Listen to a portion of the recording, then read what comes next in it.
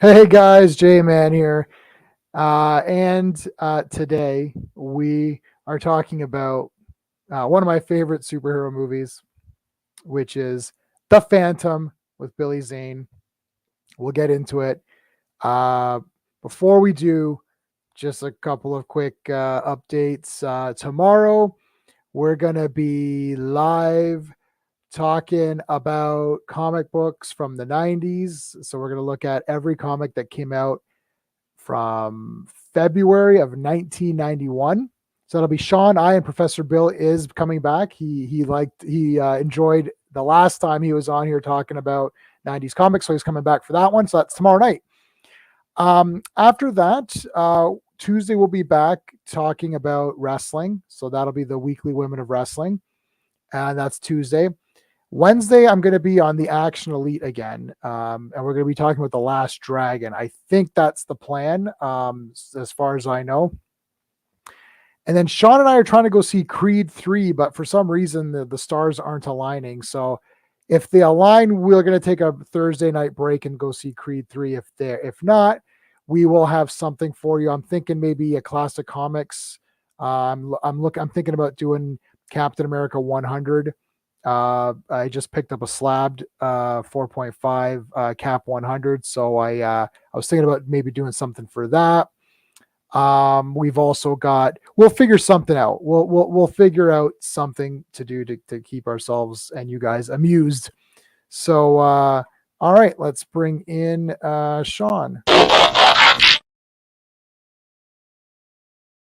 Hey. Hello. All right. Ooh. So we got Classic Comics in the chat already, although I don't see him. Oh, there he is. Yes. Hey, Classic, I just saw your video. I just retweeted your video. I haven't had time to watch it because you just posted it while I was doing this, while I was starting the live stream. So I did see that, but Yeah. and we're doing classic. That's so weird. We're doing Classic Comics where we're doing that was our podcast. You know, I could actually, I didn't realize this, but I can't on these streams because I need to clear up some space, but StreamYard saves your streams and you can separate the audio. It does it for you. Oh, okay. Yeah. Wow. It actually separates it for you. So I could put this back on a podcast. The only problem is that our last comics one, because it's a live stream, it's not on topic. Like it's on topic / off topic. Cause you know, as we start to talk, people are like, oh, what'd you think of this and that? And I don't really want that as a podcast. Like, when we were doing it as a podcast, we had a strict, like it was 1 hour or whatever it is. It was on topic. Yeah. You know, this is more like interactive. I think maybe this is better. I do like the interactivity. Yeah, the 90s one is visual anyways, because you bring something up and you don't necessarily say what it is. Right. No, I meant for the Classic Comics, like how we Classic Comics. Yeah. Like that was a podcast. But I also like the live stream on that too, I think. Yeah. I don't know. It's more, I guess it's fun when you're interacting. I mean, and I think going off topic, everyone does that because you're a geek and so you like talk about other things, right? Right, exactly. Yeah. And actually, let me take a look here because now it's a live stream technically. So that was that was the Kang first appearance. Kang was the first one we brought back, right? Yeah. I mean, and that had 50 views that day. So yeah, the only thing about that is that when we went off topic and talked about toys, that was visual in that we're not really saying what we're seeing, you know? Yeah. So it's got to be a live stream because if we were like, I would have to edit it to be a podcast and I just don't have the time for it. Yeah. This is why I like the live streams. We interact right now. We talk about the thing and then we move on to something else because it just gets it's too difficult. Even when I was editing the podcast to make it, because then I had to edit it for YouTube. Yeah. So I had to put our pictures. Yeah. Even that was like really time consuming. I know. It takes a while. It's like, even when I put together some of these videos, it's like, you know, just even slapping on like stuff in the beginning and then trimming them and all that. It takes a bit because also you're loading stuff and that takes a while, you know. This is what you see my reviews. The way I do my reviews, I don't pause. I don't edit. Yeah. I hit go and then I do the whole thing and it's just one stream of consciousness. And then what I do is I just put my J-Man in the beginning, my please subscribe at the end. Yeah. That's it. Yeah. I do it in the phone. I edit it in the iPhone.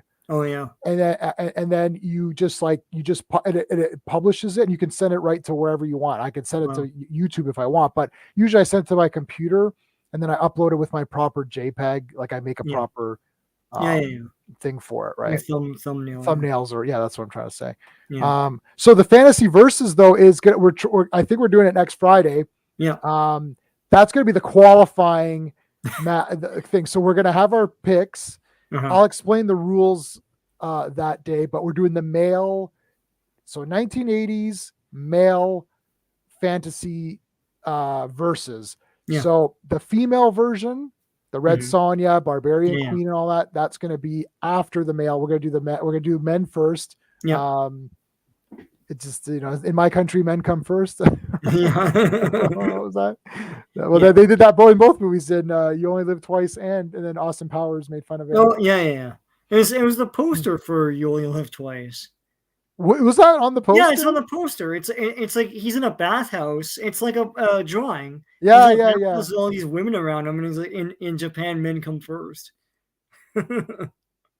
Oh my God! Do I have where's my Omar? Oh my God! I love that there's like a fly. Then, right? What? I love that there's like a fly on his head in that scene. Yeah, for no reason. It's like that's the only take they had, man. It's like whatever. Yeah, it's like nobody's watching Troll 2. I added a good GIF to my arsenal here, which I'll hope to use at some point. I'm waiting for it to debut it, but all right. Well, I was gonna go and get all my Phantom stuff, but there's just too much. I was gonna get I know I got the first DC Comics miniseries, which I think was Peter David. I have the entire thing, and it was awesome. It is the Phantom, They were doing a lot of good stuff, leading up to this movie. Phantom 2040 began 2 years before this movie came out, and then ended right around the time this movie came out. So Phantom was in the zeitgeist. Like, people knew what it was. I played the game, and the cartoon wasn't too bad. Yeah, Defenders is awesome. Defenders, I've got all that, that entire back shelf. Yeah, that's just Defenders of the Earth. So I've been obsessed lately. My new obsession is old miniseries and stuff spliced into the cartoon miniseries spliced into movies. Oh yeah, that kind of thing. Hasbro Pulse has all the G.I. Joe miniseries spliced into movies, on their YouTube channel. So, I've seen that. Yeah, and it's just a live stream. It just plays. It continuously plays, right? No. They have the videos too now. Oh really? Yeah, you can just go watch the videos. But I didn't see that. And also, King Features has they made 4 movies, like Defenders of the Earth movies in the UK. So those are now on their YouTube channel. Oh, cool. And that's cool. It's like you can watch them in order like Defenders movies, man. It's pretty cool. I love that. Some guy on YouTube, someone had to do this. Splice together 5 Phases of Darkness into one big movie. It's like an hour and 36 minutes. If you take out all the transitions, like and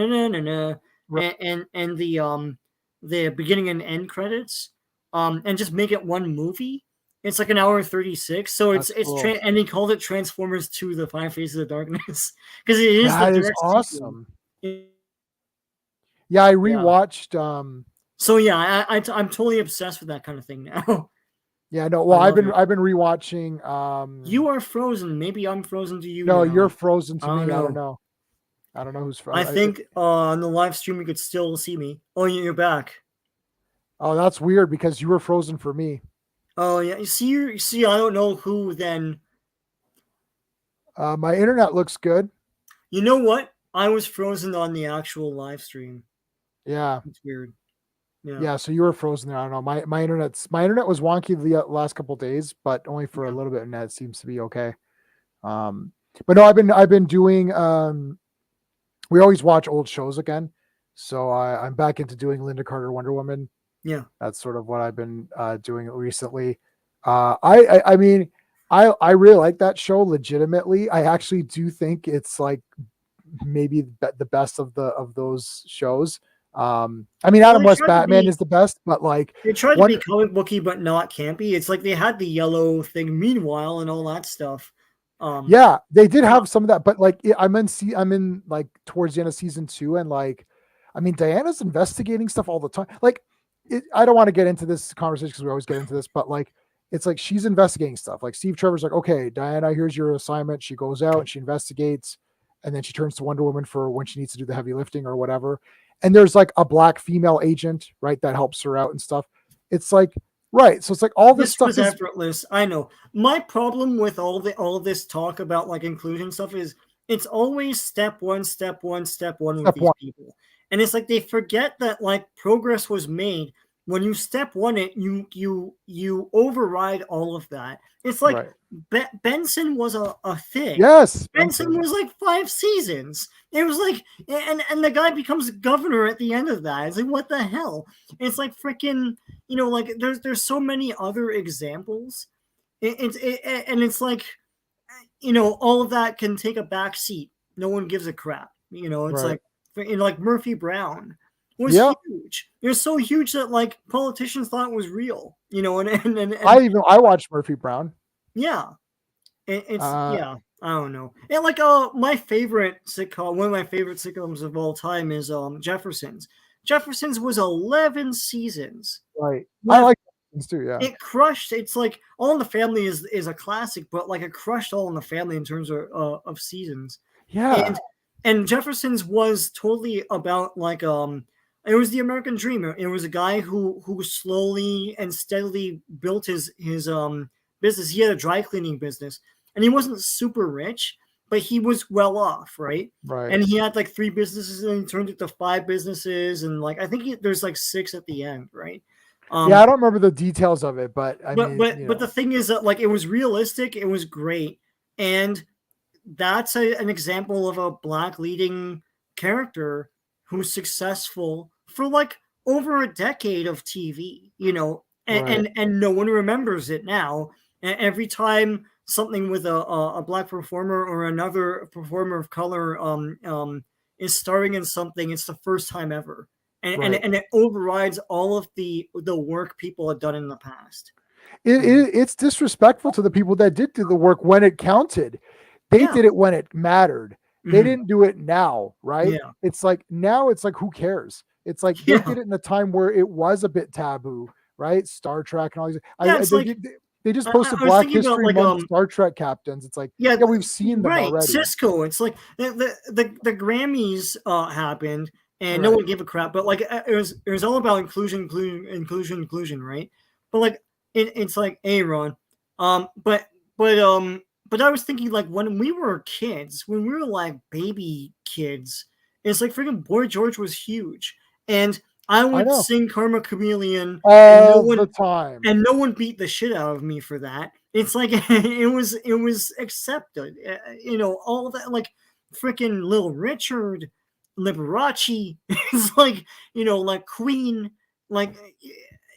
It's not new, and it's not remarkable anymore. Yeah, Boy George was a hyper hit. Everyone liked Boy George. Yeah, I remember working at my godfather's place, and there was like literally like old Croatian men, and they're like, "I like that Boy George. He's got some good songs." It's like, right, like, I mean, it's like these guys. It's like this is like who you would think would be the most pissed off, and it's like they super don't care at all. No. All right, I want to. So I love Phantom, Shadow, Rocketeer. I'd throw Zorro in there. Like all of those guys are just so cool.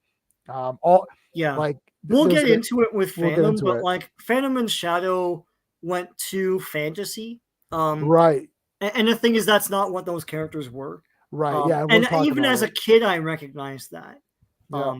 Watching those, but they're still cool. It's like, Phantom, like we'll get into it when we talk about the movie, but like, he looks awesome all the time. He's fantastic. I just watched it. I just finished watching it again for the 100th time and went and did the stream like that. I just finished it. Yeah. The progress they're touting, I know it's already been done. Like literally, like all these things have been done. That was great. Yeah, Billy Zane's awesome. Obviously, Phantom Menace. I like Phantom Menace. Yeah, it's okay. Okay, I've seen it. I watch it like once every 2 weeks for sure. Yeah. The Phantom. You're talking about the there was a Phantom afterwards, so I didn't go get all my stuff. I have all Defenders of the Earth toys. Yeah. And I have the new Defenders of the Earth toys, and I have the new King Features toys, all in the packaging. I have Phantom in the packaging, the old one. I've got a little mini Phantom thing. I've got Phantom Funko Pop. I got two of these like little guys that are really neat. I got I was gonna buy a statue. I'm close to pulling the trigger on that statue. Is he on the throne? No. I've got the poster of that, the ghost who walks on the throne. I saw this movie in the theater. I saw it opening weekend. I got the skull ring in the theater. When I went to go see it, you got a skull ring. What else? Yeah, so we'll get into the whole thing, but I mean, I have the first 3 years of comic strips in physical form, and then I've got probably around maybe 20 to 30 years of it in digital form. I found a guy offering the whole thing. And I've kept up with the Sundays. Like right now, he was in him and Diana were in way deep into the Skull Cave, going through some like ancient tombs there or something. That's right now. Like that's happening right now. Yeah. And that may have concluded. The Sunday strip is a separate strip from the other days. Yeah. So it's slightly confusing. Ron, there was a live action TV series. Yeah. I have that too. Late 90s, early 2000s or something like that. It wasn't CW because it didn't exist back then, but it was akin to that. I remember I wasn't impressed, and I don't know why. I'd have to watch it again. Yeah, let me look. We'll look it up. Like Phantom 2040, I remember that made a big splash. In the States, it was on MTV, and here it wasn't here. But I read about it in like eventually it came here, but I read about it in Wizard magazine, and it looked awesome. So so I'm looking through. I'm gonna find that. Okay, so the Phantom serials. Yeah, that's fine. So I have that. Obviously, you have that too, right? Yeah. Phantom, Billy Zane, and Legacy. That was the other one. Yeah. So Phantom Legacy was that other one, which we can show pictures of once we cover this other movie. We can show. Phantom. Yeah, here it is. And I own this as well, actually. Oh, Isabella Rossellini is in it. Wow. Yeah. So Catherine Zeta-Jones. Yep. So yeah, we just she's awesome. So she's from the comics. Her flying brigade or whatever they're called, they're in the comics. So that's pretty neat. James Remar. Yep, he's awesome. Yep. Okay. So what was your, like, where were you at in 96 when this had come out? Like, what was your mindset? I guess we can start there. I like the Phantom. I don't know where the hell I read the strips. And I think it was like collecting some sort of big hardcover thing that was in either one of my school libraries or something like that, or maybe the actual library, because I was still going to the actual library. Yep. And I knew of it, obviously from Defenders of the Earth as well. And my dad probably told me a lot about it as well. I don't remember a catalyst for knowing about the Phantom. I was excited that when the movie was coming out, that there was more and more Phantom in the mainstream, like those milk commercials where like he has the milk mustache and I remember the biography episode. Biography was big back then on A&E. And he had the biography episode of the Phantom, not exactly Lee Falk, but like the Phantom himself, and like how it began and everything, and the term roughneck comes from that and all that. And I thought that was awesome. And then they talk about the movie a bit, and I'm like, yeah, I'm really pumped for this, right? So I enjoyed the movie at the time. I thought it was pretty cool. It's one of those weird things. I recognize that it's the kind of thing that's in my wheelhouse and no one else's, because a lot of people, even nowadays, you see on the internet people saying, well, it's cheesy, it's okay, and it gets like 3 out of 5 stars or 2.5 out of 5 stars, something like that. And I'm like, I don't agree. It's like, this is exactly what it is and what it wants to be and what it's supposed to be. I don't really see the problem here, and I think to your point, like from years ago, you're like, he's Phantom mostly like the whole time. Yeah, it's like you just want to see the Phantom. You don't want to see Kit Walker, right? For the first 45 minutes, I was pausing today. First 45 minutes, he's only Phantom in the Skull Cave talking to his father. He's That's Kit a one Walker scene in the Skull Cave. Yeah. Yeah. I mean, sorry, he's only Kit Walker in the Skull Cave. Then he's Phantom again for the rest of it. Yeah. Then he meets Dana, and they go to the museum. He's Kit. Yeah. He's Kit, and then the rest of the movie, he's Phantom. Yeah. The number of times he appears as Kit is usually the number of times other heroes appear as the hero. Yeah. He does reveal himself at the end, but it's like it's forgiven because it's like you're a Phantom for the whole thing, man. It's like right, you're a Phantom. Well, he's gonna marry her. That was the whole point. He goes, the person I marry. Even though Sala's way up the distance, you can see him, right? But yeah. Well, no, I don't think she could see that far. She was pretty far. She's like, hey, so it's like Not she can see that's far. like, yeah, she can't see. Trust me. I was like, she's right over there. She's not that close. You can't. You. It's like, oh yeah, that would have been a cool ride. Yeah. So, did you see it in the theater then, or what? And the guy who directed this was like 53 when he did it, so he respected what he was doing, and he wasn't trying to imprint his bullshit on it or something. Right. So, yeah. Did you see it in the theater? Yeah, I saw it in the theater. I didn't get that skull ring, man. I did. I just saw it. It's probably like opening weekend or something like that. Yeah. Also, so it's opening week. Well, I'll tell you my story, but yeah, go ahead. Yeah. No, I'd say like I've always thought, and you sort of forget about it, and then when it came out on DVD, I saw it again. Like, this is pretty awesome, right? And it's a shame they never really did another one again. I mean, like, there have been different iterations of Phantom, and I know they keep threatening to make a new one. Right. I kind of don't want them to do it anymore. Of all of the pulp heroes of the 30s, this one can come back. I mean, if people like Batman, they can like the Phantom. The only thing is, Phantom is not. He doesn't have some catalyst of like his parents die and shit, right? Hey, Joe. But yeah, no, I was just impressed that it is the character. It's the comic character come to life for like the whole thing. It's like it's crazy. My only thing was like I said this before. I didn't like that they went after these like magic skulls and shit, because I remember as a kid knowing then that Phantom was more realistic and grounded. And I thought that way. It was like, well, but I accept it as a movie eyes thing. It's like they have to have a big thing in the movie, right? So here it is, right? But yeah, no, it's cool. It's got a great adventure feel that hasn't been captured since. Yeah, so. I remember as a kid also thinking, okay, I was okay with I knew the magical thing was wrong. I'm like, this is not right. But I was okay with it until his ring controlled it. And I thought, well, now in the comics, he's got the Phantom symbol, which is like a cross with little circles around it. Right. And then he's got the skull ring. And the point of it is that the skull ring's on this side. Yeah. On his right hand. So when he punches you, that's his more dominant hand. When he punches you, it actually has like little blades in it that mark you with the skull. Mm-hmm. So if you're marked by the Phantom, that's saying that you're a villain or what, because he's punching you.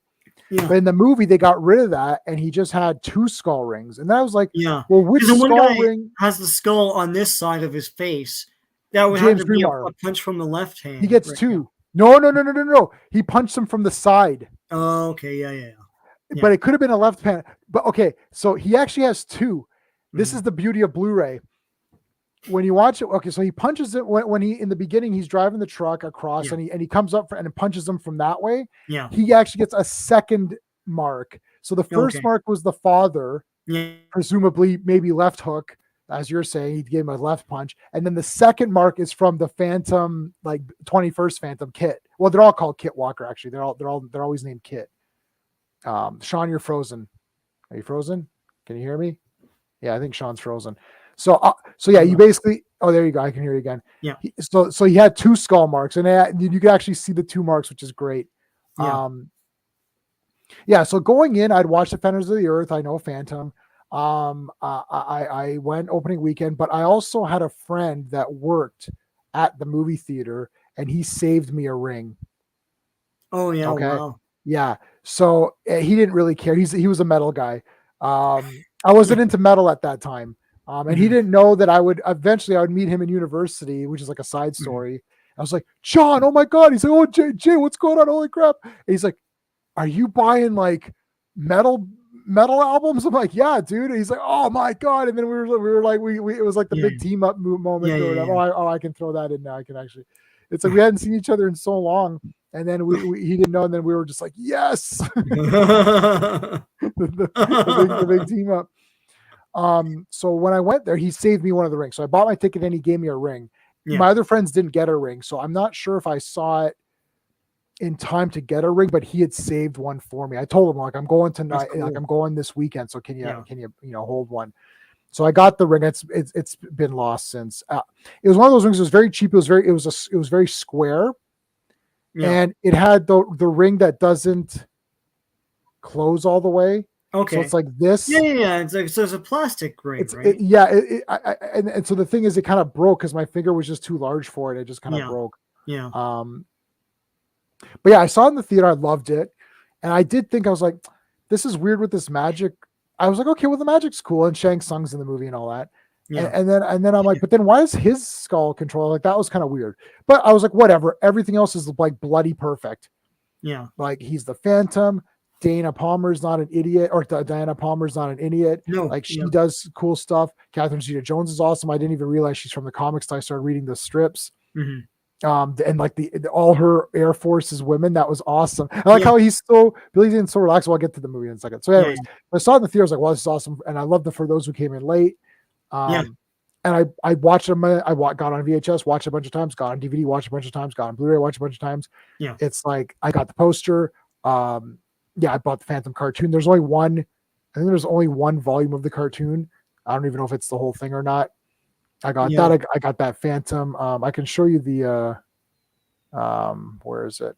This was the where's my pictures? Yeah. So this was the cartoon. Yep. Yeah. And then this was the mini series from 2009 reimagined. Yeah. I didn't like this. Like, this just looks crap. It doesn't look like Phantom. That was the problem. Yeah. Just looks like a biker helmet, and it's a color scheme, I guess, but it's bad. You know what? If I was going to do Phantom right now, I would do Phantom 77, get Billy Zane to be the Ghost. Oh, yeah. I mean, how cool would that be? Yeah.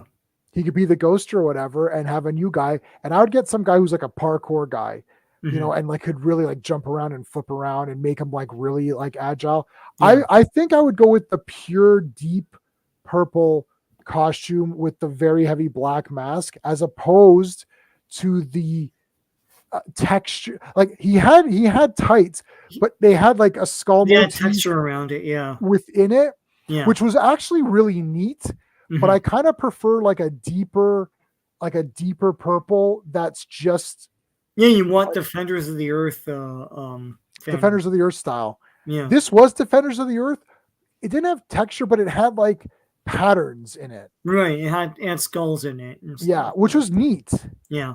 They also do the Batman mask thing where it's like, yes, the black around. They cheat. They have mascara around his eyes and make you believe that's part of the mask. And when he takes it off at the end, you can see a split second that it's just all white around his eyes. Yeah. Oh, Batman Returns was the worst. He's like, Selena, but he ripped his mask. I'm like, you just ripped your own kill. Yeah. I love Batman Returns, but that's the only part that irks me. Yeah. I'm like, why did you rip your mask off? Like, anyway. Yeah, Billy Zane doesn't look anything like he did back then. No, but it doesn't matter. They just need his face, and they could Steven Seagal it and put like a bunch of black jackets on him or something. Yeah. And even have Christy Swanson back. Maybe they could both be ghosts or whatever. Yeah. I mean, that talking to his father is not from the strips, I don't think, but like, whatever. That was weird too. I mean, I don't know. Yeah. I saw Brady Bunch in the theater also. Yeah. I love Brady Bunch. That is the same time, right? Brady Bunch. I don't know when Addams Family was. That's like 90. I love that too. That's around that time, no? And a bit I think so. I like Brady Bunch. I love the lesson at the end where he's like, I tried to become a big rock star. Johnny Bravo was Johnny Nothing. He's like, you're right, Greg. Johnny Bravo doesn't have what it takes, but Greg Brady does. I love the dad giving that big thing. No, I'm dead serious. I think it's so good. He goes, I didn't have what it took. He's like, you're right, Greg. Johnny Bravo doesn't have what it takes, but Greg Brady does. I saw part 3 finally because I remember we were I saw part 3. And the part 3 synopsis is the greatest synopsis ever. When you watch the movie, it sucks. It's so boring. And the whole so what it is like I think it's called Brady White House or something like that. Yeah, Brady. So the father becomes president of the United States, and there's a meteorite about to hit Earth. And he has to do something to resolve it. Now, what it turns out to be is the meteorite is fake and is drummed up by these people that want to take over his job or something like that. Right. That sucks. I would have preferred like that's what the premise is, because that's awesome. Like, goddamn. That's the I know. Brady thing ever. Yeah. But we need a man like Brady in the White House or. It's so good. Yeah, because they need someone moral and all that, and he's like the most moral man on earth or something. Yeah. Zac Efron. That'd be an interesting Phantom. Oh yeah, he's gonna be a Von Erich in whatever Von Erich movie they're making. Yeah, I mean, Von Erich, that'd be interesting. But yeah, so I saw the movie. I loved it. I immediately thought I need 20 Phantom movies. I want to see one movie per guy. Like I'd love to see the original kid, but I love it's the best origin in film history. It's like for those who came in late. Yeah. It's like a boy, now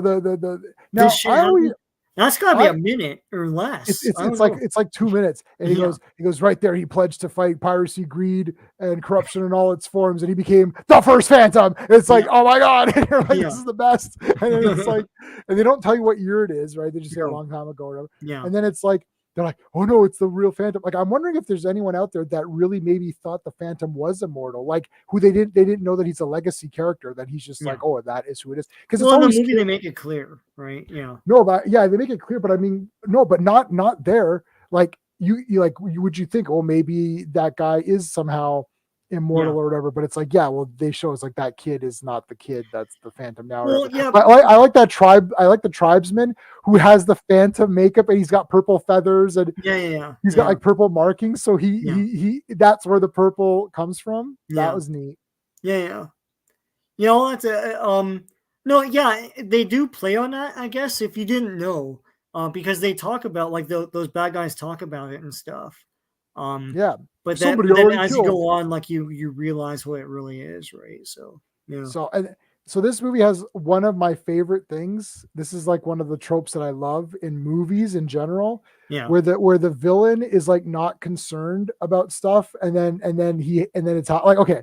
So the Phantom's there, he goes, what happened? He goes, we got the skulls, but what happened? And he's like, Diana Palmer's okay. And Treat Williams is the best, man. I love that. I know. But and they're like, well, it's like something we didn't anticipate, the Phantom. It's like, well, I thought that was just a myth. It's like, no, he's real. I've killed him once, but he's not dead, And then he goes, well, what are we gonna do about the Phantom? He's like, nothing. What do I care about some jungle folk hero, half a world away? And then they cut, and then Billy Zane's coming out of the taxi cab. He's like, he's not half a world away. He's here, He's right here, Oh man, I love that trope. It's just so. This movie is like 3 acts of awesomeness. Firstly, it's all in the jungle. Mm-hmm. Like literally, they did it like exactly. It's like first act, he's in the jungle, fights the guys on his home turf, destroys them. Yeah. Then the next act. That's a half hour too. Yeah. It's like 40 minutes or something. Yeah. Next bit in the city. Because now you're like, oh, now he's in the city. And then he's having a little bit of trouble. Like the cab's like, what is this money? He's like, what is this? I love that he just smashes the window and grabs the skull. But anyway. Yeah. So and then the cops are kind of after him. He's like, okay, so he's having a little trouble there. They kind of get away from him. But then it goes to the underground layer of the Singh Brotherhood. And you're like, what the hell? This movie's awesome. Like I literally have zero. I have to complain about not the skulls being supernatural, but his ring controlling it is weird. Yeah. That's my only gripe because like Diana's awesome. The villains are great. I always thought it was Singh Brotherhood, but it sounds like they're saying Sang Brotherhood. No, what it is, it's changed. So it's Singh Brotherhood in the comics. back when Punjabis were exotic, and nowadays you just work with them and stuff. They're Right. around. Like, oh yeah, I know. And There's so like the thing is, 7 of them at my yeah. office. So the thing is, they changed it for the movie to be Sang Brotherhood, so they didn't offend like Punjab, Right. which I'm fine with. It still sounds the same. It's the same thing, right? But now it sounds more like Asian, more Chinese or something, right? Yeah, So, and then they had yeah, the Sang Brotherhood. It's like, yeah, and I was like, are they just saying it weird? Am I saying it weird, or are they saying it weird? yeah, And it's like, whatever. Yeah, the Sang Brotherhood. yeah, And I'm like, okay, I need a spelling. Like, yeah. I want to. I should put the subtitles on and see what the subtitles say it is. No, that's what it is. On Wikipedia, they talk about this. Oh, So okay, yeah, okay. yeah. Yeah, I've got the figure. No, it's not the Well, movie version. You have the Defenders of the Earth Phantom. well, Where you there twist the was knob. there was a movie. There were 2 movie figures and they suck. They're from a company called Street Player, and they're off. One was on the horse, and the horse has rooted hair. It looks like a mellow pony, and that figure just has splayed legs, so it can fit on the horse. And Oh yes. there's another one with like a big head that has a throne, and it comes with a throne. That's cool, but it has like a big cartoonish head. Here, I can. Yeah, I'll show it. Hold on. yeah. Oh dear, it's terrible. I remember these now. Yeah, You're right. yeah. Let's I do it guess for they were Zoom. in stores. I didn't see them, but yeah, that That guy. yeah, there it is. Like it's funny because Defenders of the Earth looked better than this, and that was like years before this. Yeah, so I've got this one. That's cool. Like I have this. That's the new one, right? Yeah, I have this. I have both of these. This is the Phantom King features, and this is Defenders of the Earth. I don't have that. That's pretty cool. There's the other one. Oh no, that's the throne one, and the other one is the horse, right? Yeah. I'll show you what I'm gonna get. I was gonna order this. That's cool. That's a statue. I can put it next to my with the striped trunks. Yeah. Yeah, so that's the size of it. You can see the size. Oh, cool. That would be the Phantom I would want to use. Yeah. In the movie, like I would use this. Yeah. Phantom. Now there's this Flash Gordon was very cool too. This is all. This cool. Is the Iron Studios Flash Gordon. Here, yeah. There you go. That's cool. That's cool too. You should see the you should see Mandrake. Another Leaf character. Yeah, like look. I have this. Yeah, that's awesome. Yeah, isn't that awesome? That's crazy. It's funny. I grew up knowing this as a magician, and I didn't know it's because of Mandrake. Like that image of like. I know that is what a magician is to me. Yeah. Red and black cape and the top hat and the mustache and and a cane and yeah. So I've got all of these. Yeah, they're all so good. Oh man, a super adventure! I never had this. No, that's what's on my channel. Oh man, I have all the He-Man ones though. Yeah, and I have all these figures. I've got this guy too, and I've got him. I've got a lot of these in the original. The villains looked cool in that. They're pretty awesome. So like this looks like look, that's the Phantom. That's the Phantom. There he is. I remember this image. And they, it's like magazines and stuff. Yeah, I remember this. And they made the mask like the right shape too. Yeah. For the Phantom. And Billy Zane's good in this, man. Mm-hmm. It's like he tries to be as charming as possible. I felt bad for him in Titanic because it's like the biggest movie in the universe, and he's the bad guy in it, right? Right. But yeah. Yeah, I mean it. Like, and it's funny when Titanic came out, I was like, well, surely they could do another Phantom now that he's in one of the biggest movies of all time. I mean, like they'll be like, oh, let's make a Phantom 2, and that never happened. But yeah, and he really fought to get that part. I was told, or I heard. Oh yeah, wow. Yeah, he really wanted to be the Phantom. Yeah, there's the one you were talking about, the milk. Yeah, the milk mustache. Yeah. So the poster I have is this one. Oh, cool. Wow, So is that a teaser poster or something? Sorry? Is that a teaser poster? Yeah. It must be. Isn't that awesome? I've got this. Yeah. I've got this poster. Yeah, I The love the Ghost Who Phantom. Walks. Yeah. Yeah. You wouldn't wear purple. Well, oh, you know what's actually what's funny is that he's different colors in different countries. Oh yeah. So here they all are. So the most famous ones are purple, obviously purple. We should check and see which one's what, but like, yeah, because they're black and white, yeah. and then they colored them. Mm-hmm. They colored them later. So Yeah. a lot of people actually even know this version, this like Yeah. kind of, grayish one. But Yeah. I've seen a lot of people, and I've seen variant statues in red. Oh yeah, wow. So there's like, see, here you go. Oh Yep. shit, it'll open up a new thing. Hold on. Yeah, like there, see? Oh, that's cool.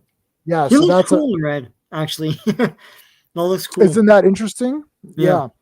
I mean, yeah. Oh, here's the other vintage one. See, out of stock. So this is another version. So a lot of people know this version. Yeah. Which again is very interesting. But those are usually it's either red or this gray or no, and blue too. Yeah, look, that's a statue. And that's cool too, man. He still looks great in these colors. No, he's not a DC. Well, he was in DC. Everyone's had the rights to publish. Yeah. It's adaptations, right? It's like well, I was gonna say Doc Savage, but they did cross him over in Marvel because Marvel does that with everything. They're idiots. Like, yeah. There you go. There's your four main ones right there. Wow. So that's the because it's like, so I can't remember what my wife in India had. She knew Phantom. Mm-hmm. So in India, when she came here and we were and talked about superheroes, she knew Superman, she knew Batman and Robin, she knew Spider-Man, she knew He-Man, and she knew Phantom. That's it. Yeah. And Phantom, she knew the most. She knew everything. She's like, oh yeah, Diana Palmer, Devil. Yep, yeah. He's got the Skull Cave. She remembered all of it. Kit. She's like, yeah, Kit. I know all of that. Yeah. Wow. So I don't know she doesn't remember what color hers was. Yeah. Phantom was big in other countries. I know that was the big hype too. Yeah. And they probably thought like we could make a killing elsewhere too if we make a movie. He always looks awesome. Yeah, it's a great basic design, but yeah, I like this. Like, to me, this is just badass. Like with Devil here, like that is awesome. He's got to be purple. That's kind of what I know him as. Yeah. What's King Features again? Is it just King? No, it's not King Features. Where do I go to? King Features Syndicate? Oh no. Oh, that's what comics. No. Where is it called? Comic Codes? No, that's not it. Damn it. I'll let me find it here. Yeah. Comics Kingdom. King Features? No. But it's not this. What? It's King Features. I know, but that's not where you actually read the comics. Why am I blanking? Comics Kingdom. There you go. Jesus Christ. All right, here you go. Can everyone see? You guys can see it, right? Yeah. All right. So basically, all right, let's see here's today's strip. February 23. So this is today's strip. Yeah. Now, I don't have a paid account. Yeah. So I can't do, where's Sunday? Is that it? We don't have Sunday or two. Oh, and I got to create an account. Yeah. So I don't have Sundays, but this was Thursdays. That was today. This was the day before. So he's pretty much purple, right? Yeah. They also have Amazing Spider-Man is in reprints though. This is not, I know it says 223, but look, Stan Lee did it. Yeah. So that's not today's strip. They've been reprinting them, but Phantom is new. Yeah. And what was those the other Spider-Man one? strips are cool. They did publish them in the Toronto Star for briefly. I remember that because I was excited because I was like, "Why is the Hulk in this? This is awesome!" Yeah. But then it went away. Flash Gordon, look at his art, man. It's great. Yeah, so this is Jim Keefe, who I'm friends with Jim Keefe, friends, not following. He's my friend on Facebook, and I've talked to him about Flash Gordon. I was like, do you know which ones are just yours? He's like, yeah. I could tell you. He sent me a link to his archive of all of the strips that he did. It was so random. I mean, I'm like, Jim Keefe is actually talking to me and sending me like private links. Like, it was awesome. It was awesome. So he was really it's Alex Raymond, and I've got fully all of Alex Raymond's, but Alex Raymond I don't think did it as long as, like, at some point in time I think these guys surpassed him. Like Lee Falk did it every day. So Lee Falk did it every day till he died. Yeah. And he even had some written ahead of time. So he actually had let's take a look at Lee Falk for a second. See when he passed away. 1999. Holy crap. So basically for the past 20 years, it's been these other guys. So when they did that biography episode, you were still alive. Yeah. So DePaul and Meunier or something. Yeah. That's who's doing it now. Yeah. Now they've been doing it. I think it's been these guys for a while. Yeah. But I really like the Sunday strip. I don't have any to show you right now because I was saving them actually. Yeah. But yeah, I think the movie still holds up. There's only a couple of, most of the stuff was done in camera. There's a few, there's some wonky blue screen in it. A little bit. And it's not that bad, actually. It's not as bad as some of the other ones that are. It's charming, though. There's something, it doesn't scream bad. It screams kind of cute, Right. And there's one, when they're on the plane and everything, there's one stunt shot, which is, they linger on it, and it's obvious that it's not Kirsty Swanson. But yeah, I know where she's like, she's like, and she's smiling like that, and who is this? Right? Yeah. That's the only shot that's kind of like weird. And there's some other ones later, like with the skulls and everything. It looks kind of wonky, and when Treat Williams grabs them out of thin air, they look unusually light. It's right. There's some wonky stuff like that. I'm fine with all of that because there's a goofy charm to the whole movie itself, like that cab driver who befriends him and stuff. And yes, and even the Kirsty Swanson's like really adorable in this. More so than I remember in like Buffy and all that stuff, right? I love Buffy. Yeah, but no, it's just all like and Kit Walker, like just walking around, like he as you say, he's not in it all that often, but he's pretty awesome, like he's. And I like when he's the Phantom. He's like smiling and charming and goofing around. So he's great, man. When he goes into that boat and he's like, oh, it's all women. What is this? Like, it's a ship full of women. She's like, all my pots are women. He's like, oh, okay. Yeah. And then no, I like when he's like, he goes, I think we should stick together. She's like, okay. And then she starts walking off. He grabs her. He's like, hold on, let me rephrase that. What I mean is, I think we should stick together, but I should go first. Yeah. And he's just so. It's like he's like, yeah, I'm the Phantom, like whatever, like talking to, like he's sitting at the big desk, and the big commissioner guy turns around, he's like, it's like, oh, Phantom, and he goes, can't you just use the door? He's like, it's too obvious. Yeah, he goes, I like the window, it's like, I like the window. I like the window, and it's like, and they're casual about it. Yeah, and when she's like, oh, it's the Sang Brotherhood, he's like, oh shit, he's like, okay, take her home, we got to get shit done, and it's like, wait, she's like, what the hell happened? Yeah. She's like, I want to be a part of this. It's like, sorry. No. Like, I mean, everything that happens is done so well and fast. Yeah. This movie's an hour, 40 minutes, and there's nothing you can cut. No. It's like everything is bloody fast and perfect. And even within that hour, 40 minutes, you still got a lot of great little character things. Like, now the guy who likes Kirsty Swanson, who likes Diana Palmer, who's back home in New York, the goofy guy. Right. That guy, that guy's in the comics as well, in the strips, wow. and he's one of the guys who you think might be the Phantom. Mm-hmm. So I've read the first 2 years of the strip, Mm-hmm. and it is not revealed who the Phantom is. Oh no, he's the Phantom all the time, to the point where it started to become a mystery, and you're like, "Ooh, who's the Phantom?" And that guy's one of the guys. And that guy's like, he goes, the other day I had this feeling that I wanted to drive, fly on over to the Yukon and rescue you and bring you back home to New York. And she's like, well, why didn't you? He's like, oh, so he's just talking a bunch of crap. And then she's eating a sandwich, and he's like, what's in the sandwich? And she's like, bologna. And that's the end. And you're like, that was funny. Yeah. because he was just saying a bunch of baloney. Yeah. Well, I know. Yeah, that's awesome. I know that there was no alter ego for the first few, because when they made the cereal, they made up an alter ego.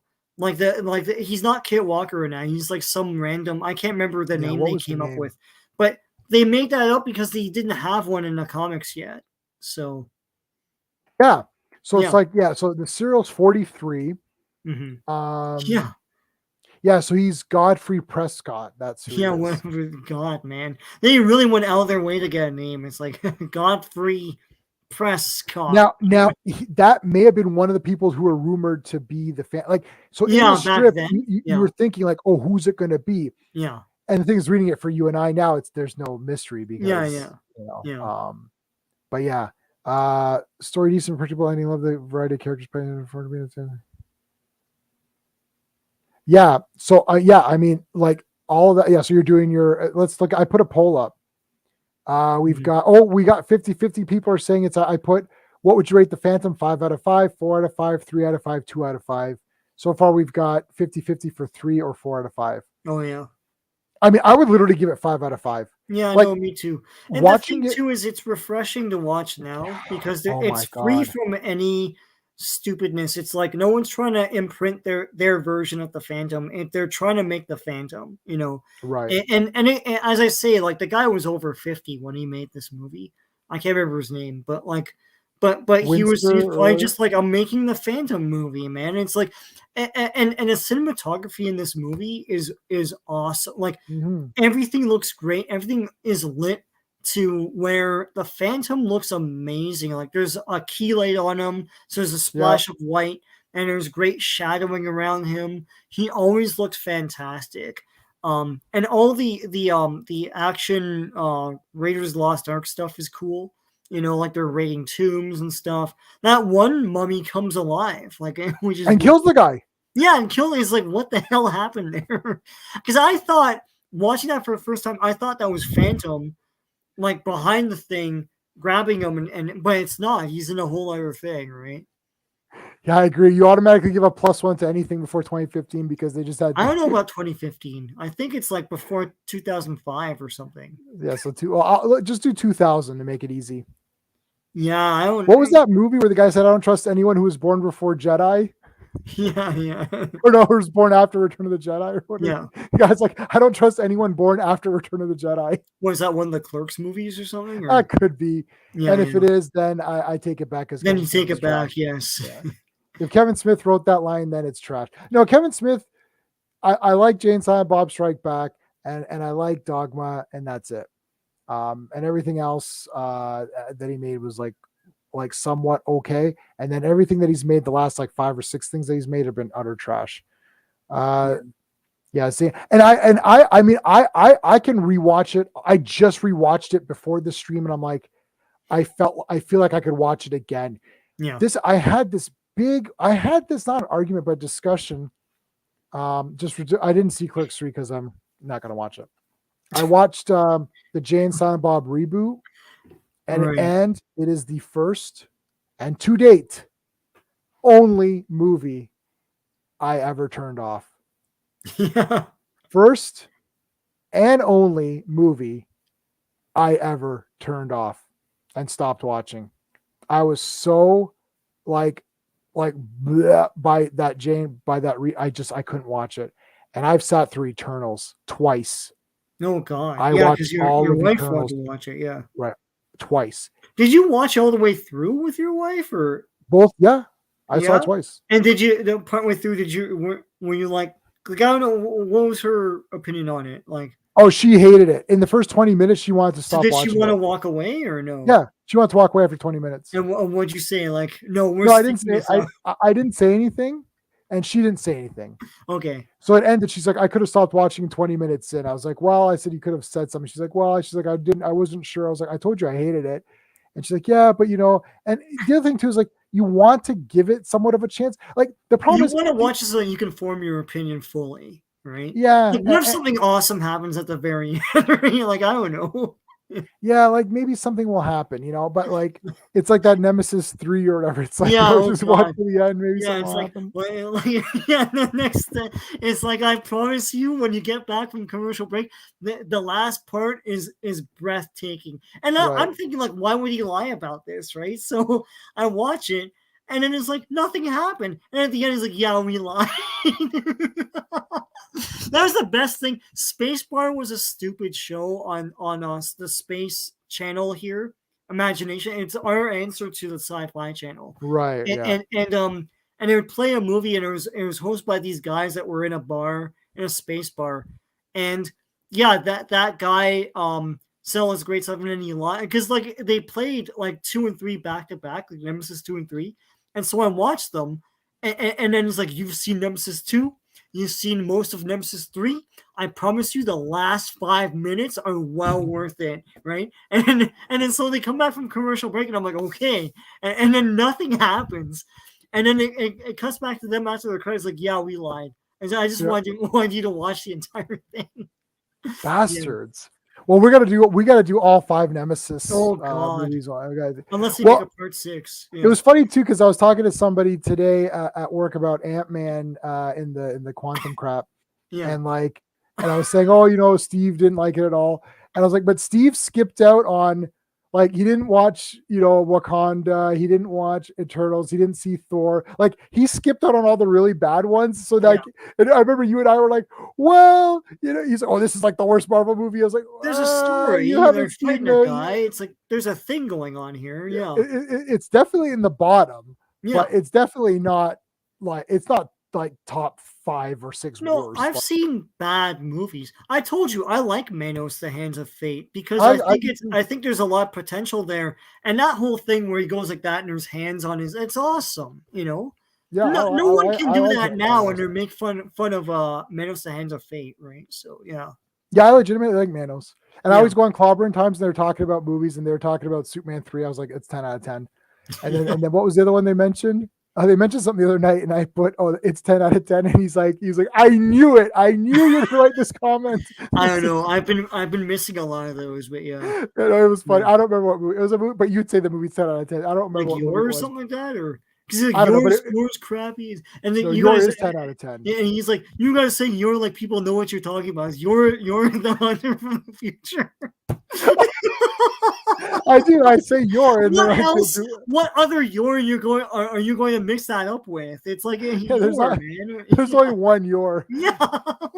I'll tell you something about the I mean, I don't know, but yeah. So going back to the Phantom, I grabbed this is one of the strips from the other day. Yeah. I mean, that's cool, right? That's cool, like, yeah. It's just like, it's like, I mean, Bandar, yeah. Bandar, yeah, that's cool. It's called the Uganda or something. Tuganda. Fascists know they serve a criminal state. Many will lose heart when we engage them. It's like, so I mean, like, it's still, and that was one day. So you got to understand that these strips aren't necessarily like they're written every day, but that's like one panel. Right. Yeah. So, like if you took a 32-page comic book and just cropped every panel or 2 panels, like just the top row, like you could, that can last you.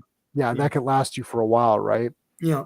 I didn't get out the hardcovers. I've got the first 3 years in hardcover. Yeah. I stopped because they're expensive. Yeah. And it's just like, when am I going to read this whole thing? It's just too much. Comic compilations, yeah, I want them all, but like the thing is, they're so expensive. Like all the EC stuff is like hundreds and hundreds of dollars. I wanted like the complete Carl Barks, but that's like $1,000, or It's like make something affordable that I can collect them all in, Like nobody wants I've got I've got a lot of these strips in digital, which is something, I suppose. No, I like the physical. I don't know. I mean, I've got one of Those Phantom books were like $60-$70 a piece, though. Yeah, it's crazy. Yeah. No, I've got one of those like the Superman strips, and one of those big hardcover things, and I got that from a store that was just marking it down because no one was buying it. It was like $20.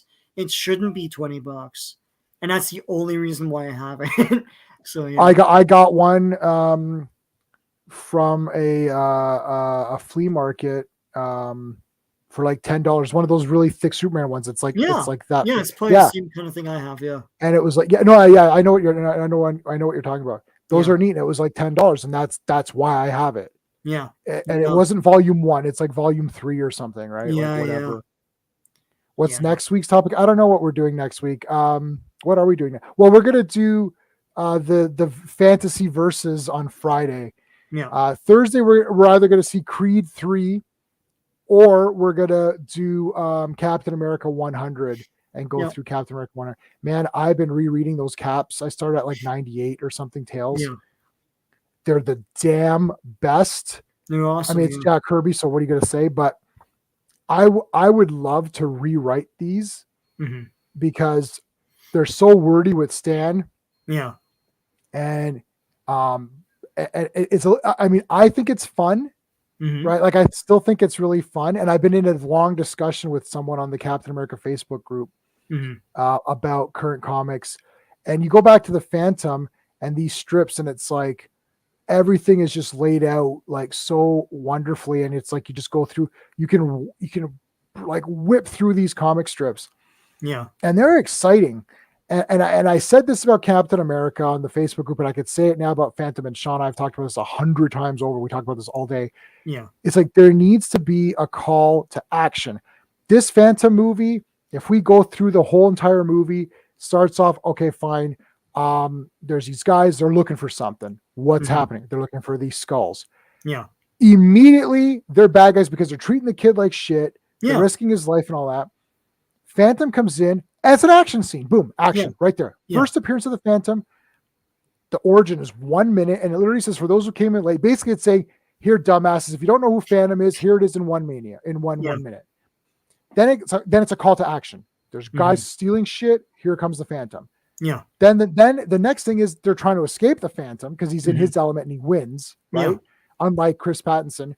So and then they're escaping. Then they escape because he has to save the kid in the truck, like the kid in the truck. So they get a pass on that one. Yeah. But again, it's another rescuing the kid, right? And then it goes back to story, and the story's there just for exactly what you need. It's like, what's Xander Drax doing? We don't trust this Xander Drax guy. What's his problem?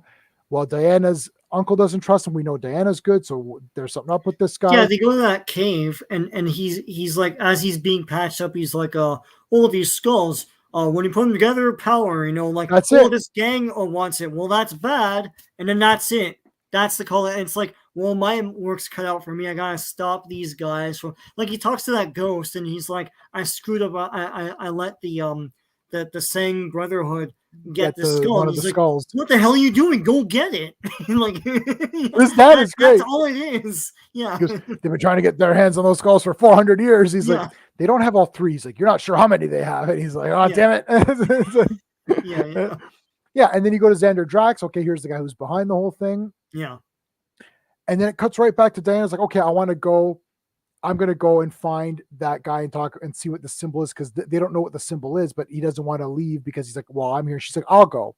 And then she gets in danger and gets captured. But if I feel like she's not a damsel in distress, like she gets captured because she's a regular person. Yeah. Like anyone would have, like if her dad had gone, he would have been captured also. Like anyone would have been captured because they were waiting for her.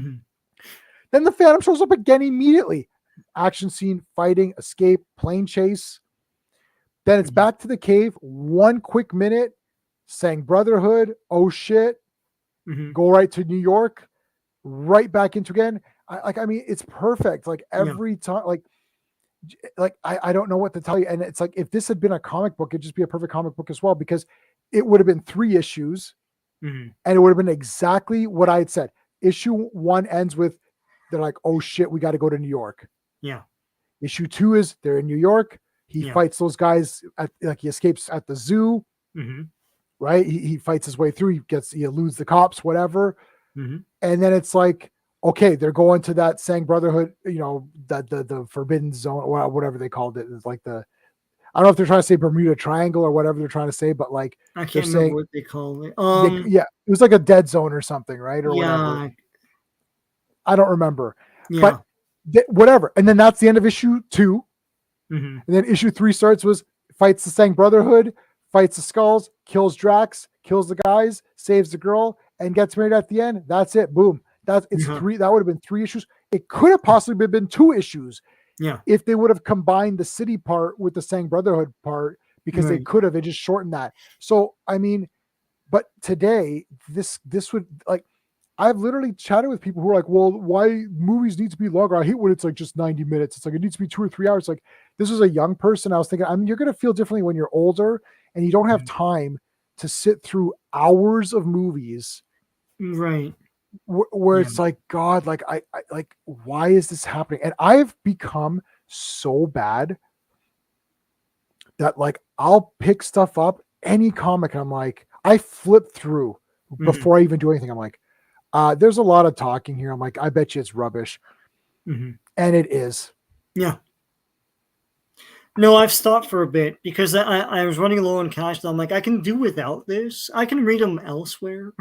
But like, I was supporting like comics in stores, but it's tough when the product is so bad and you get burned. It's like you buy something and it's like, oh, it's crap. And like, it's what you said when we were talking to Comics Vet. It's like, I too, I don't like it that these comics, the new comics, are in bags already.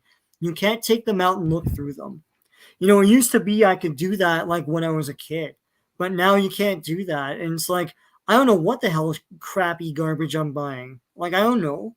Right. So you have to be really selective, Yeah. Death Dealer is good. It's like the ones can't go wrong, like Creep Show, which they're not doing anymore. Death Dealer is like ones that like blue chip ones. Like if it's in a Blaze, Conan, or something like that. But other than that, it's like you can't even trust Spider-Man anymore. No. You can't trust. It's like action is great, but like I got burnt out on action because I was like, it's Superman, but it's not. He's in this freaking other place. It's like, forget all this, right? And then I bought it again where like Metallo was charging for like 3 issues, and I was like, forget this. I love Superman. I'm gonna read the older stuff. It's like I'll support it that way, but oh my God. I was thinking like my Facebook Superman group is dedicated to DC Comics Presents.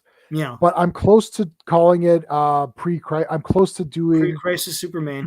Like, I'm really into pre-crisis right now. What do you think about that, Sean? I was going to ask you privately about that because it's such a rich tapestry to draw from. There's so much going on. There are all sorts of great villains that they don't have anymore. So maybe I'll change the Facebook group because as it is right now, I wanted it to be limited. So we could talk privately, but like maybe I will do because DC Presents is still technically it's pre-crisis. You can still talk about that, but you could talk about everything else too. Anything else, yeah, and maybe just what's the cutoff date? 86 maybe would be the it's a crisis is the cutoff. Yeah, so crisis was 85, 86 or 86, or it was 86. Yeah.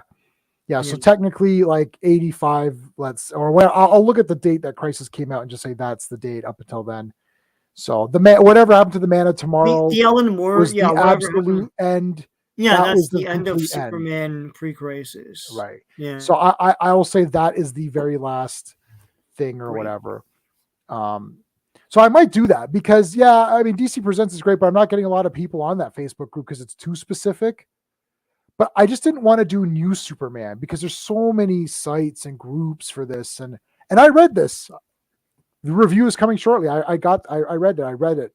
So I will post a review. This is the relaunch, number 1. I actually liked it and I will buy the next one. But it's far removed from the great Superman stuff. It's just the best thing in the last 10 years, but it's not like the best thing ever. It's like, it's just like, it's okay. Like I wasn't pissed off at it. Yeah. Anyway, so yeah, but yeah, getting back to Phantom with that, it's like, yeah, I mean, I don't know how else you could do the Phantom movie. Like, this is the Phantom movie. So the horse is in it. Yeah. And he looks awesome on it. It's like they light him so that he looks like, and he's coming out of the bush like that. Yeah, it looks like cool. the comic, man.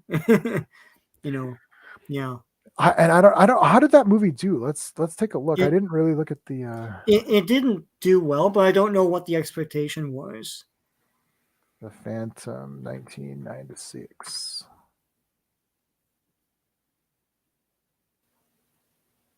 All right. Budget was 45 million and only made 23.5. Oh wow. That's weird though. When you look back on it, I don't know what it was competing against in 96. Yeah, like, let's see. When was Independence Day? Films that came out in 1996. Let's see. Primal Fear, Twister. Oh man. Frighteners. Twister. Blown Away. Blown Away. Escape from LA was 96, right? Independence Day, The Rock. That's the big one. Executive Decision. Oh my gosh, yeah. Ghost in the Darkness was awesome. Do Mission Impossible. Oh my gosh, yeah. It's not even one of the big boys. First Contact, Scream. Yeah. Oh my god. Yeah. I mean, well, Biodome. Okay. Biodome. Really sure, man. Have you seen Biodome? Yeah, of course I've seen it. Okay. Best thing ever. And they literally named the character this just so they could have this joke. Yeah. But there's a guy, Executive Decision is underrated. I agree. Classic. There's a character named like something Faulkner. Mm-hmm. And literally he's like, let's get that mother Faulkner. And I'm like, you literally called the character that just so you can say that, and there's no reason to put mother in there, so it doesn't even make sense. I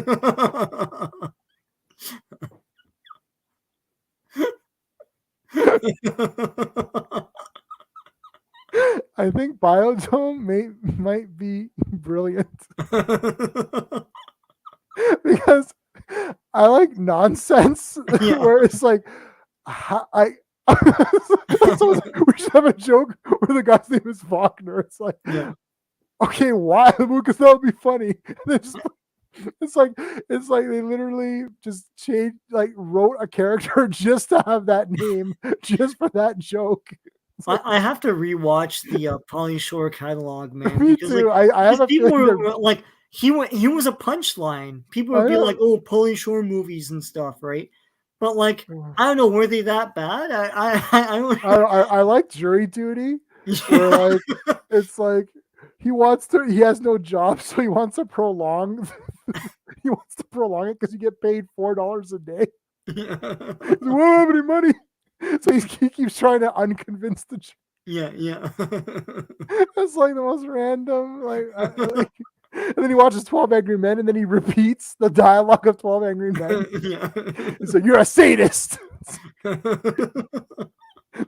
then Tia Carrere's like, oh my God, I didn't know you felt so strongly about this case. They're probably god awful, but man, I don't know. I'm pumped up for them now because it's just like at the time you're like, oh, stop it. But now there's like this catalog of weird movies. It's like they're never gonna have this again. It's like the Ernest movies. Like I thought there were maybe 3 or 4. There's like 9 of them. And it's like there's one where he goes to Africa. And it's like the most offensive thing ever. I mean, Ernest. It's like the Ernest like movie franchise, like bigger than Superman, bigger than like most movies. It's like it's still bigger than Mission Impossible. It's like there's. Oh my God! Yeah, Executive Decision is a great. That is a great movie. Yeah. Too many Batmans. Oh, this 4-hour Justice League was my nightmare. It was a nightmare. I literally had this dream that they made the worst superhero movie, and it was 4 hours, and I was forced to watch it, and then it came true with Zack Snyder's Justice League. If you make an epilogue that's 45 minutes long, your movie sucks. I don't know what to tell you. You should, man. The apologists for that movie are irritating. I know. It's like, stop pretending it's good. I tried Well, watching. I kind of like the nightmare. No, you don't. The nightmare sequence is not going anywhere. No. It's like, well, if he had finished it, but he didn't finish it. Guess what? I was watching, I won't say where, but I was watching some Ant-Man talking. They're like, well, they're setting it up. No, stop it. Stop the setup. Stop it. Like, when is this going to happen? Good? Yeah. Right. Is this movie good? That's your set. The setup is make this movie so goddamn awesome that people want another one. There was no cliffhanger in Raiders of the Lost Ark, right? There wasn't even a cliffhanger in Star Wars A New Hope. It's like they destroyed the Death Star and they're like, well, there you go. That was the big weapon they had. But like there is a finality to it. Yeah. Right. Well, because the whole point of it is like, okay, we destroyed the Death Star. Now the rebels can actually win this battle. Yeah. Right. Yeah. That was the point because they couldn't win it with the Death Star in play. Yeah. Yeah. And you can, and then it was open enough that you can make more. Like Indiana Jones can go on another adventure, or you know, he could just be an idiot now and die or whatever. But like, it's like, that, yeah, I know, I'll be watching. I told Steve that you had like an intervention with me. Like, I was all excited for my big comic show, and then there was like the big Sean intervention. No, you can't go see Indiana Jones. It was a big intervention.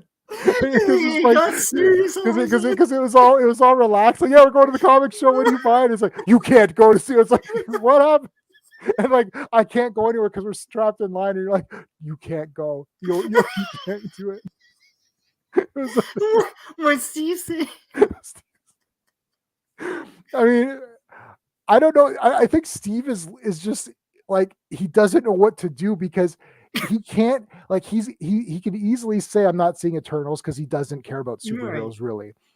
Yeah, but he really likes Indiana Jones. No, like, right? I do and too. He can't. Like, this isn't Indiana Jones. I know. No, I'm now going to see how angry I'll be. Yeah. Like, yeah.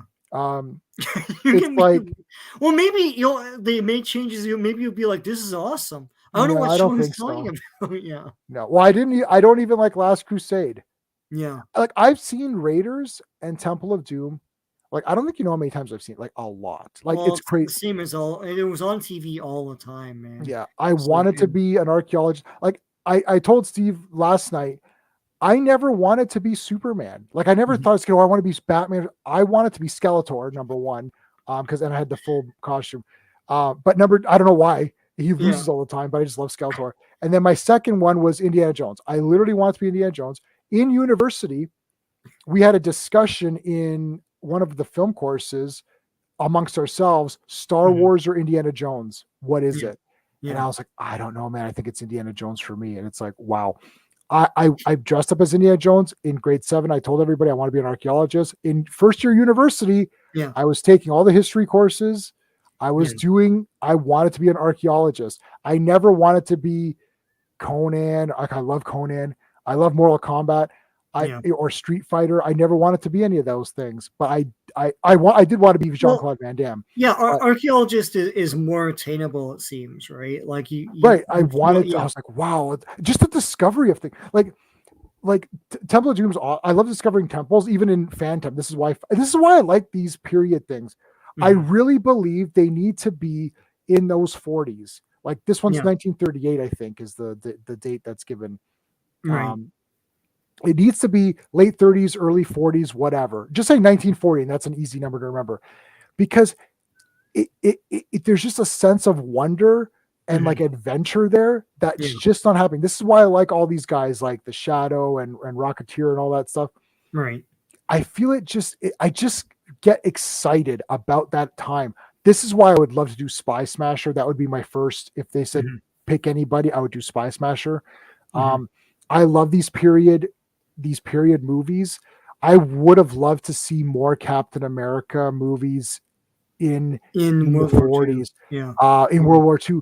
Like, I think Chris Evans could do one now, because there was a montage in the first Avenger where he's just going on missions. I'd love to see Chris Evans come back and do one of those. Cap. Yeah. Sean, there's no Captain America in MC.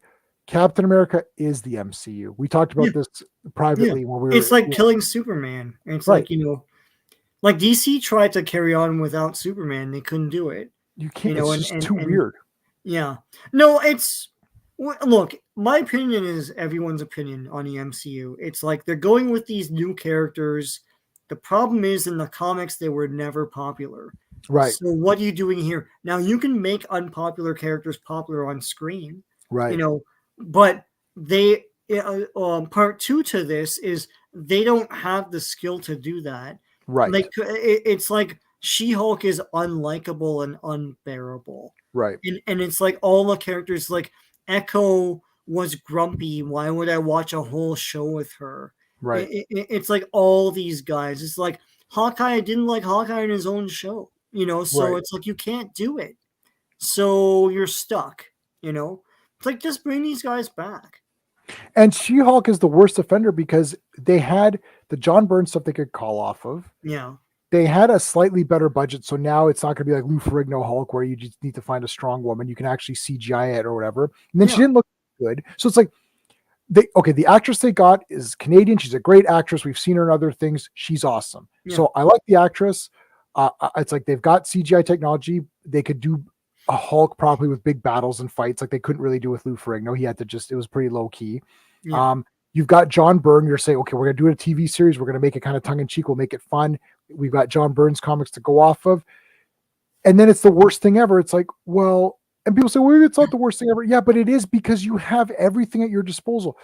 Like, I know, but they weren't talented enough. Look, they're not talented. I think basing it off the John Byrne comics is more than most writers today can chew. They can't do it. It's like, because you need to be clever and also not just clever, but have a knowledge and mastery of what's come before, so you could play off of that. And like of all literature and stuff and tropes and themes throughout storytelling. And if you don't know that, then you're not going to be able to pull it off. But She-Hulk wasn't always that John Byrne comic. It's like, I always say this, my She-Hulk is Avengers. My She-Hulk is Fantastic Four. My She-Hulk is her guest appearances. She's not the same thing as that John Byrne comic, and she isn't insufferable either. And it's like she's caring, and like she understands right from wrong, and she's a lawyer and she wants to help. And they couldn't even pull that off. They couldn't have her. I thought there was going to be like cases and like people come in like, a battered wife or something like that, or like, something, but it was all stupidness. Like they couldn't even write that. That writer's room was not talented enough to pull off She-Hulk. And that's bad because any asshole can write She-Hulk, man. It's like, if you can't do that, you can't make these other characters work because you can't make the audience connect to them. That's the key. Look, they don't care. Cap and Thor that everyone thought like was going to be a loser character, and now he's big too. He has 4 movies. They're not great, but Iron Man and other, and even like Guardians of the Galaxy, the audience connected with those characters. Yeah. And they don't have a current crop of talent that can do this anymore. They don't like the thing. We'll bring this back. We can tie this in with Phantom. Mm-hmm. It's like I told you, I'm on that Cap Facebook group now forever. Yeah. And it's like, this guy posted this long thing saying, I don't know. And he's being very nice. He's like, I don't know what's going on with comics. And then I wrote what he wanted to write. Yeah. In my response. And he just said, yeah, bang on. Yeah. And it's like, these people don't care about what they're doing. They're not excited. Yeah. And when you're not excited, it translates. I don't care who you are. It's art. When I didn't care about writing a book report, when the teacher said, read this book, it was like Mosquito Coast or something. I'm like, this is boring. I don't care about this refrigerator that this guy's building. It's like, Fat Boy or whatever. Yeah. And I'm like, I don't care about this book. So guess what I got on my book report? I got a Bear Pass or whatever. Like for us, it was like, I think I got like a 55 or a 60. It's like, that's a pass, right? Yeah. And then they did choose any book you want. Mm-hmm. Right. Yeah. And then I got Awesome because that's the book that I want to read. Mm-hmm. That's just how it goes. You're a human being. Zoe Chow or whatever didn't care about Eternals. these She-Hulk people didn't care about She-Hulk, right? It's like the Russo brothers obviously loved Captain America because they're like, and Joe Johnston, it's like, we're making a movie about Captain America. So if you're sitting there talking to these people, well, who's the best character? Well, Captain America is going to be the best character in this movie. Well, are you going to make him do stupid, silly things? No, it's Captain America. Everything that Captain America does is right. It's like, okay. But where's the conflict? Well, there's going to be conflict because there's going to be Bucky and there's going to be Shield and Hydra and all that. Oh, okay. Like, they don't care. They're like, yeah, we're writing She-Hulk and we're just going to make it a mess and be stupid. It's like, well, you obviously don't care about She-Hulk. Like, you're ruining She-Hulk. And yeah, She-Hulk doesn't have the built-in fan base of Iron Man or any of these other guys. It's like Iron Man didn't have that. Iron Man didn't even have that coming in. No, and we're old enough to remember that. And younger people who are in their 20s, who, you know, MCU has always been big. They were there for the dark times when like Marvel could do no right. And in comics, Captain America, Thor, Iron Man, the ones that are A-list now were freaking D-list. It's like no one, they were lame. No one wanted anything to do with them. Universal, Paramount had options for these movies, let them lapse, go back to Marvel. They didn't know what to do with Iron Man. They didn't know what to do with I remember when Tom Cruise was supposed to play Captain America, just to put a big star in there and hope that like makes some money. Right. You know, these were not, and then they made that, you know what? Marvel phase 1, 2, and 3 is a master class in branding. It's like, we always say this, people like Thor is a household name now. Thor is one of the great not Thor, goddamn. Thanos is a household name now. Thanos is one of the great screen villains now. Yeah. Look, come on, isn't that incredible? It's crazy. Incredible. That's a nobody character. Like, yeah, he's somebody in the comics, but like in mainstream, that's a nobody, nothing character. And out of nowhere, they built this guy. And really, he's built in Infinity War. I know he's strewn throughout the other movies, but you don't know what he's about. Right. Infinity War, they introduced, and he's adapted in a way that, like, you know, him being in love with death is a dumb comic thing. But in the movie, they make him have an underpinning philosophy that he's obsessed with. Yeah.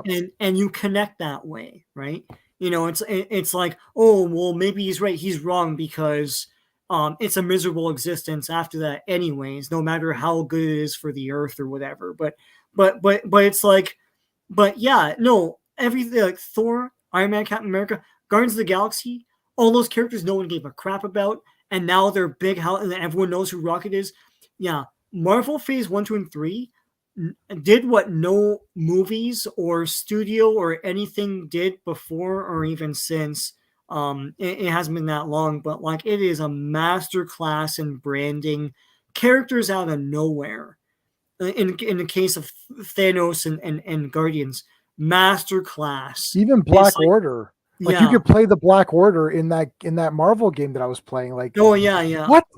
Like people are fighting over the Black Order guys. They're like, it's like Black Order. Like, you guys didn't know what a Black Order was before this. Yeah, I didn't know who they were because I only know the like the gauntlet or whatever. I don't remember if they were even in that or if they did anything. They did more with the Black Order in that movie than they did in the comics. Yeah, to be honest with you, because they don't really do much in the comics. People are like Black Order. It's like when I read it, it's like, yeah, they don't do much here. They're better in the movie, you know?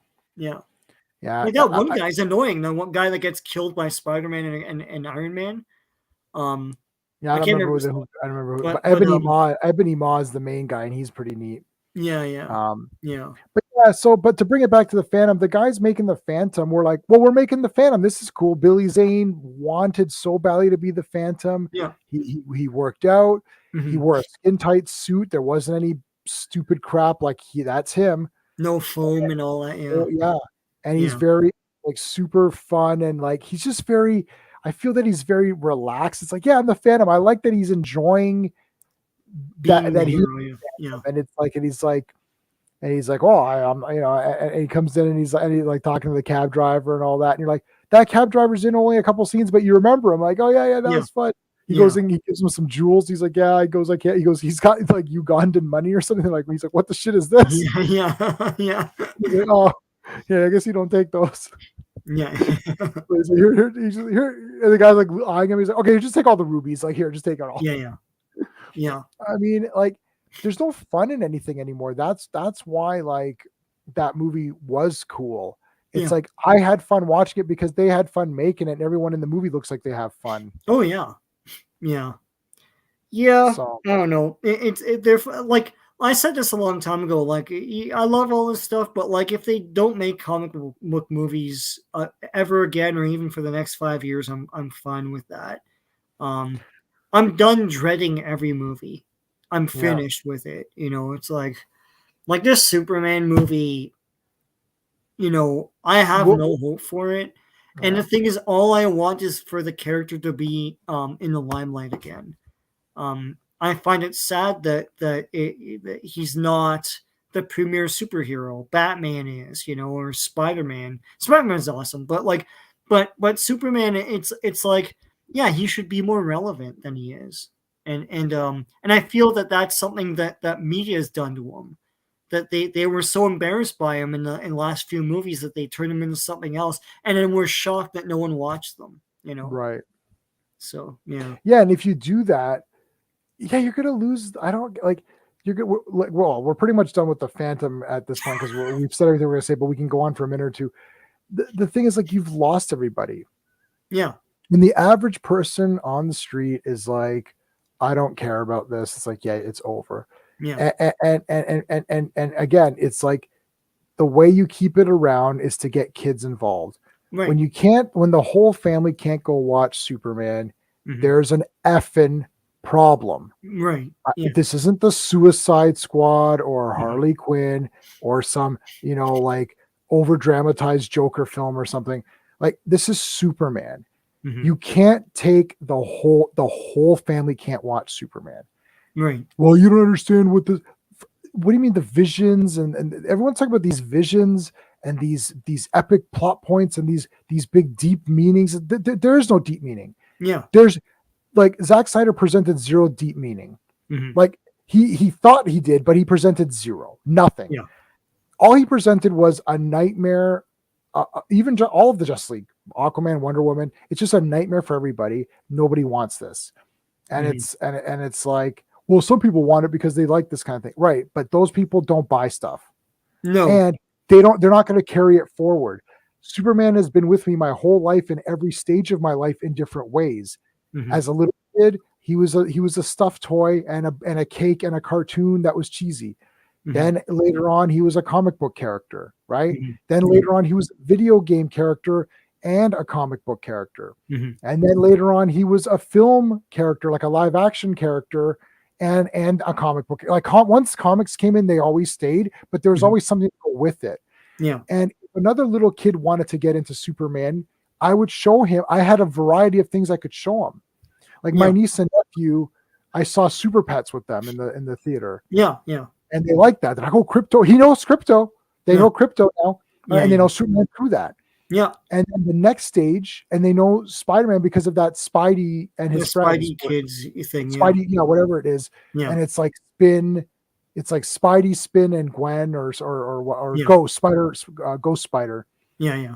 And it's like they know that. And then when they get older, and when they're little kids, I can show them Super Friends, right? The cheesy cartoons, right? Then when they get older, they can watch a different Superman. They can watch maybe even if they want. Like, I remember there's a lady at my work who really she was more into like kind of like relationship things. She loved Lois and Clark. Oh yeah, yeah.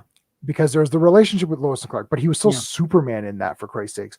Yeah. It's like, right. So there was a Superman for every stage of your life. Now there's a dark, scary Superman that I was going to do a video like, should superheroes kill? And, short answer, no. Because like, do you trust, people don't trust the police because they feel that the police just shoot anybody. So like why would you trust Superman if he killed people? Like, you'd be scared shitless of him. Like, the whole point is that he would never kill anybody. No, make these characters for kids again. Like, I'm an adult and I like this stuff too, but like, let's face facts here. This stuff is supposed to be for kids, and I know people shy away from that. Oh my God, you want it to be stupid? Like, no, make it for families. Families, yeah. But like, be smart about it. It's like, don't make him like he's frying guys in Batman vs Superman. It's like it's awful, and you can't have kids watch that. But it's like this is literally a man in. If you want to be base about it, it's a man with a cape and insignia flying around in tights. It's like, and you want this to be this big, erudite, like big heavy themes and messages for adults. Like, what the hell's wrong with you? Like, take a step backward and look at this for a second. It should be for kids. It should be for families, mom and dad, and the kids go out and they're spending a lot of money anyways. Treat them to a story with like good guys and bad guys, and like like team ups and stuff, and rousing adventure. Why wouldn't that be the thing? Yeah. Instead of like, and you're right. Zack Snyder is the worst in those movies, left to his own devices, not doing a trace job like Watchmen or 300. Where he thinks he's being profound, but it's like all the themes make no sense, and they seem a little bit like sociopathic. It's like, why is Superman acting so aloof when he's like 30? It's so weird, and making snap decisions just from throwaway lines rather than I see the transition. It's like, oh, I don't know if I should save her. Well, you were raised by loving parents in a loving community on this planet, and now you're like, well, I don't know. It's like, you don't even know these guys. Me sitting on my ass eating popcorn, I can make the decision for you easily, and then you make the same decision in a throwaway line. It's poor storytelling, and he's too scary. It's bullshit. It's like, yeah, I don't know what they're gonna do. Look, my problem with this with this slate of projects from Gunn and Safran is that it seems too self-indulgent, and it seems more like it's helping themselves to like a kid in the candy store. They want to make a Swamp Thing and all that, rather than helping the brand of DC. God forbid they make a kids cartoon and throw that into the slate. Like, what is this? Yeah, they should have announced a Superman movie and a Superman cartoon. Yeah, there should be a new Superman cartoon. It's like, where is the cartoon? Like, and like, why are you making a self-indulgent freaking was a Game of Thrones style Themyscira show with no Wonder Woman? What are you doing? It's just because you want to do that? Like, make a Wonder Woman movie. What the hell's wrong with you? Yeah. Right. And what Wonder Woman is as a tarnished brand, which I can do an entire stream on as well. Yeah. Like they've completely, Zack Snyder's completely ruined her and whatever. But in any case, it's like the Superman thing. It's like Zack Snyder doesn't even make sense in his own movie, where it's like Superman kills Zod. Okay, he snapped his neck and he's like, no, and then he learned he shouldn't kill. Okay, if we actually, I want to do a video and unpack that, which is like, okay, if we unpack I've said this that, many times, but yeah, go on. Yeah, it's like, okay, so the excuse is there's no other way. Okay, Zod is terrible. He's destroying the thing. We have to kill him because that machine is coming. Okay, so let's say the world's going to end because that terraforming machine is destroying everything. Zod will absolutely never stop until he's dead. No prison can hold him. He's going to kill that family. Superman has no choice but to snap his neck and kill him there. Okay, I agree with you. So why does he feel bad about it? Well, that was my thing. Like, the audience knows that Superman would feel bad about it, but they don't know if this Superman would, because that's not the character that they've been depicting the whole film. But why would he feel bad? Yeah, like, wouldn't he listen? It's like, so a cop, there's a sniper on the roof. Mm-hmm. Guy's got a hostage, a pregnant woman hostage. Yeah, madman, right? Mm-hmm. Former boyfriend got the pregnant woman hostage. Right, make it a white guy too. Make it a white guy, black cop shooter. There you go. Right, and they're like, we got a clear opening. Take the shot. Pew! Sniper shoots him. Now, the sniper is a human being who's going to be like, well, this sucks. I had to kill someone today, and he's going to feel bad about that and whatever. But he's also going to be like, you know what? I saved that woman and her child. I had no choice. I had to do it. So that's the Superman you're giving me. So why is he upset at the end? He's upset because he feels bad. So he's selfish. He's upset that he feels bad that he killed someone. It's like, but he's justified in killing them. So why does he feel bad? Like Zack Snyder doesn't even, he feels bad because Superman feels bad. And this is how he's learned to not kill people. But that's a dumb way to learn. You should not want to kill people. It's like, you don't need to learn not to by killing someone and testing it out and be like, oh yeah, that made me feel bad. It's like, so it's easier for Superman to kill everybody. He should, if someone's destroying stuff, just kill them. Yeah. Like, it's easier for Superman to kill. It's harder to not kill. But the reason he doesn't is that, firstly, it's wrong, period. Number two, he won't do that because he thinks it's wrong. And also, the writer should be like, well, if he's killing everybody, no one's going to trust this person. Right? That's the point. Like, people already don't.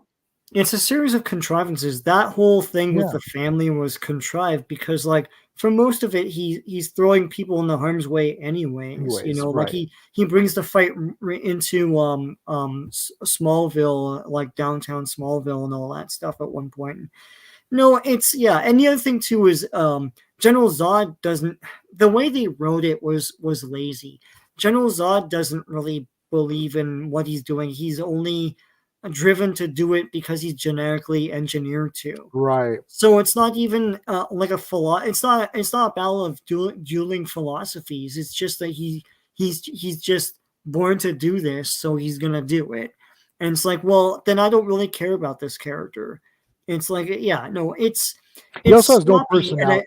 It's sloppy, and people like, well, you know, it's a great script. It's like, really, what part of it? The part where he won't like save his dad from a freaking storm because of some contrivance about like, and this is what I always say too. It's like the father is bothered that if his son is exposed, like if his son's powers are exposed, the government's gonna get him, right? Yeah. You're not writing Alf. Like, as everybody watching the thing is like, this is Superman. So it's like, oh, okay, well, they're worried that the government's going to get him. Like, how's the government going to capture Superman? No, how are they going to get him? Like, what's going to happen? It's like, okay, so to capture him, oh, he'll just escape. What the hell is everyone afraid of? I don't even understand anymore. It's like, take all this shit out of here. Like, what are you doing? What an awful fucking script. Like, so stupid. Yeah. All right. Like, well, you've seen that Brave New Frontiers, or the hell it was called, New Frontiers. There was the DC comic. New Frontiers. Movie. Yep. Yeah, I saw the movie and read the comic. Yeah, they capture Martian Manhunter. Yes. And they have him in a cell, and then they bring Superman in to investigate, and Superman's like, well, he's obviously good. And they're like, how the hell do you know that? Do you have telepathic powers? He's like, no. You told me his power set. And they're like, yeah. It's like, yeah, well, he's still in this cell. He can leave anytime, you know? And then he just walks away, and the army guy's like, yeah, you're right. I did that with my character Morn in one of those. I don't remember if I wrote it before or after that had come out, but if I subconsciously remember that. But I had that, where Morn gets accused of murder, and he's sitting there, and then they're like, oh, he could have left any time. He's like, yeah, I could leave anytime. I have a portal. I could literally generate a portal and leave. Yeah. It's like, oh.